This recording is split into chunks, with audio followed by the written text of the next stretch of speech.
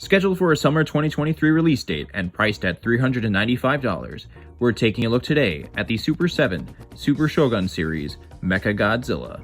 For you retro toy collectors, Sofubi toy collectors, and just collectors of stylized Godzilla toys, including myself, this is a great opportunity to get such a cool, stylish figure.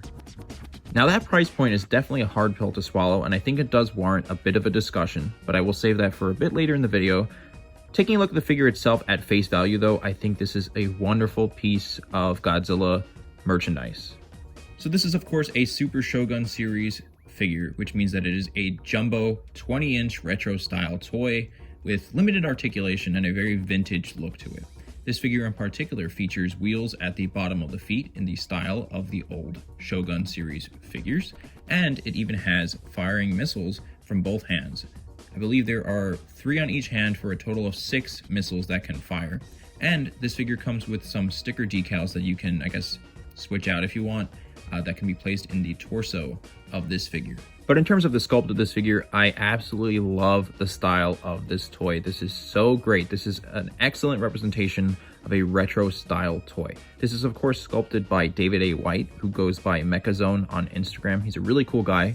I actually met him at a festival this past summer, and I spoke with him for a little bit. I actually got one of his art books. He does some really amazing artwork in general, and I believe he's been doing some sculpting for Super 7 aside from this figure, another Mechagodzilla and some Power Rangers figures, if I'm not mistaken. The point is, he's a really talented guy who I think really knocked this figure out of the park.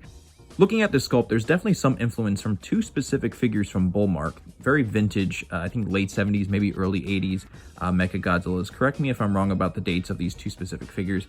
This second one in particular, those elongated arms, I think are very much present on this Super 7 Jumbo Mechagodzilla. And I think that really adds to this idea of a very retro style toy, and it looks really cool. Aside, of course, from the very big height, this is actually a pretty stocky figure. It looks relatively wide. Here we have a picture with Super 7's president Brian Flynn posed with it. I think this gives some good reference to see how big this figure actually will be. And then of course we have a picture also from Super 7 of this Mechagodzilla next to an original Shogun Godzilla. And then of course, cutting back to this footage, this is from Super 7 themselves at New York Comic Con. This is from their account. This reel that they posted, this guy looks so good on the shelf. Look at that figure. It's almost kind of hard to get an idea of it because it's kind of solo by itself. There is this lower quality image here that I screenshotted from one of the Super 7 accounts as well, next to one of their Super Shogun Transformers. That of course I think is 24 inches tall. So here's a little bit of a size comparison just for some more reference here. Definitely though, it will be a big figure. There's no doubt about that. Also, let's appreciate that box for like a second. That thing looks so cool too. A very fitting box, very retro style box. It kind of gives like the vibe of like a toy a kid would get at Christmas in like the 80s or 90s or something like that. I don't know. That's kind of just what it reminds me of. It's a really cool box. I think the box is just as much impressive as the figure itself, and those 2 things in conjunction really make this a high-end collector's item for sure. Of course, that being said, we do have to kind of talk about the price here. Like I said, this is kind of a hard pill to swallow. When I was anticipating the release of this figure, I kind of figured it would be about $300 to maybe $350. But of course, like I said, it is $395. So basically just shy of $400. So this is by no means cheap at all. Now, I'm no expert when it comes to toy production and the costs of these things, and nor am I here to defend Super 7, nor rail against them. I'm just a collector, right? I like things that appeal to me, and a lot of these things tend to be expensive. Is the price justified in this though? It's kind of hard to say, considering that their Transformers that are currently available right now on their website are $350. I don't know what this spike in price is for Mechagodzilla. I believe he is shorter than their Transformers too. My only guess is that the missile firing system perhaps is their justification for this increase in price. Now, that's not something that, you know, I'm happy about at all.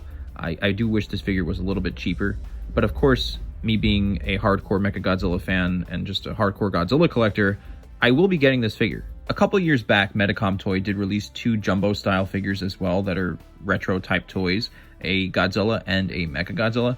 I think these were a little bit taller than this Mechagodzilla from Super 7, but they were more expensive. I think the Godzilla was around $500 and the Mechagodzilla was around $600. So those definitely weren't cheap either. But that's enough discussion about the price. I know it can be hard to separate a toy from its price point, but in terms of the artistry, the figure is really nicely done. I think it's really cool how it sort of harkens back to Godzilla toy history. I'm sure a lot of you guys, including myself, will appreciate that. As someone who really appreciates stylized figures, this is up there with the best of those things, because it's just so cool when you see something, especially a character you love, be represented so well. And in terms of what Super 7 is doing with these stylized sculpts and retro figures, in addition to their reaction figures, also doing their Mara-san reaction figure, I think it's really clear that the guys at Super 7 really understand the rich history of Godzilla toy collecting, and that's not even something that Godzilla collectors necessarily know in general. Definitely, the more you get into stylized stuff and Sofubi toys, the more you become familiar with that rich toy history, companies like Bullmark and Mara-san. And it's just cool that they're making this kind of stuff more available to American collectors. Overall, I'm looking forward to when this figure comes out. I really can't wait to get my hands on it.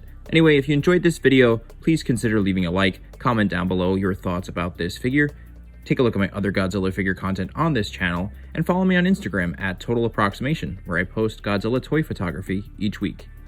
Thank you so much for watching, and have a good one.